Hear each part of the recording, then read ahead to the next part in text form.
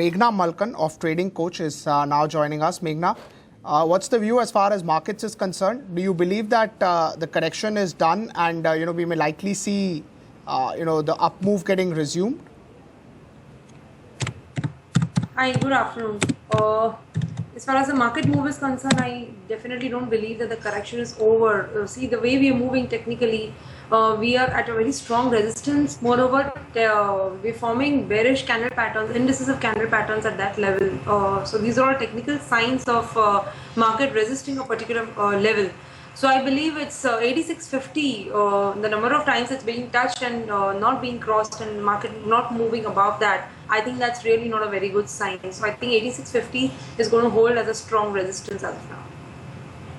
Right. As far as Bank Nifty is concerned, any view?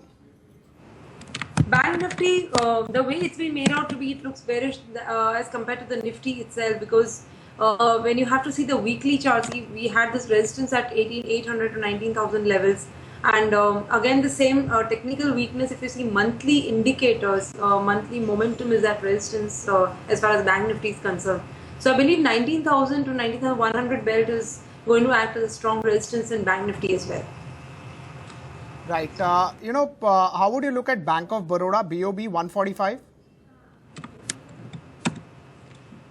Well, my view on PSU banks overall is, if you see, a lot of them have been developing cracks, and higher time frame is also at resistance. So that's what is toppling down to the lower time frame. They started moving down from the resistance level.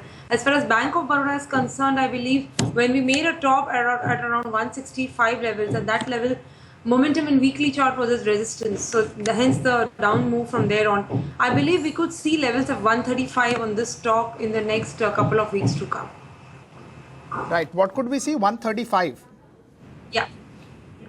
So you would look to sell it at this level as well, or you would wait for a bounce? I would not really look to sell at this level because my risk reward ratio would be high. The sell had actually triggered at 152 to 155 levels. Not to sell at this level, but I would wait and see signs of support at that level to go long. Right. As far as some of the other names are concerned, Lupin after a 10% correction is seeing a good bounce.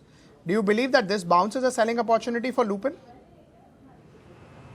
The overall pharma stocks have not been doing that very well. So I believe Lupin is one of its kind. Plus, the current bounce that it had to momentum in weekly chart has just halted at its resistance and it's moving just down from there. We had a bearish candle pattern and we're moving down from there.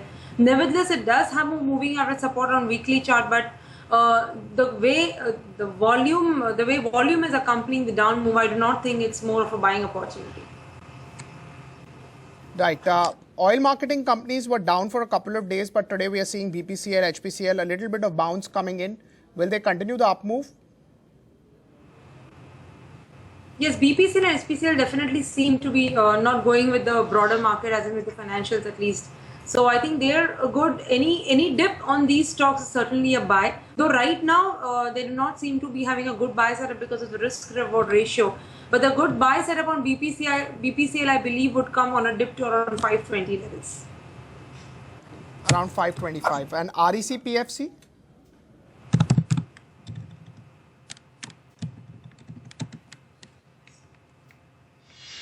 REC definitely has had a good rise in the weeks to come, but if I have to see technically, if you're asking me whether to go long at current levels, I would say no. Again, the risk reward ratio isn't in my favor. Plus, it seems the level where it had reached around 230 levels, the price is resisted there, is forming a supply kind of pattern on weekly charts. So as of now, I would stay away from these stocks.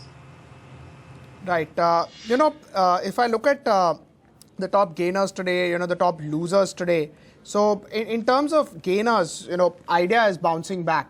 It's up 3%. But, 98 was the earlier low. It has broken that yesterday with very, very strong volumes. Do you believe that below 98, Idea is a sell? I do not believe Idea is sell at these levels because if you see, we have multiple support zones at around this belt of 95 to 98 levels. So shorting here really doesn't make sense. Yes, for me to have a convinced view of short in it, it really has to close well below 98 with good volumes on weekly chart. Only then it calls for a sell on this chart. Below 90, you would review it? Below 95. Below 95, you would review it. Okay. As far as SBI is concerned, results are tomorrow. BOB is down, PNB is down after results, Union Bank. Is SBI also looking very weak? SBI, it's not the question of weakness, but in case of SBI, there is a very good, strong resistance at around 240 levels. If you see the way it's behaving at this level from the last 4 trading weeks, it's been consolidating at these levels with good volumes on the upside. And but momentum is halted. If you see weekly RSI has also halted at 60 levels, which I believe was not a very convincing way to buy at these levels. So I would definitely look at a supply trade in this kind of stock, but I look at shorting with a stop above 240 levels. About 240 levels. As far as some of the other names are concerned from the losing side, I mean, Grasim, do you track that name? I mean, it's not a very volume counter, but it's down more than 11%. So only if you track that name, any view on Grasim Industries? Yes, it is. In fact, if you see the whole cementing, the whole thing is gone for a toss. If you see it with the other peers, and Grasim especially, it's had such a supply candle in daily chart. If you see, and moreover, it's been accompanied with good volumes.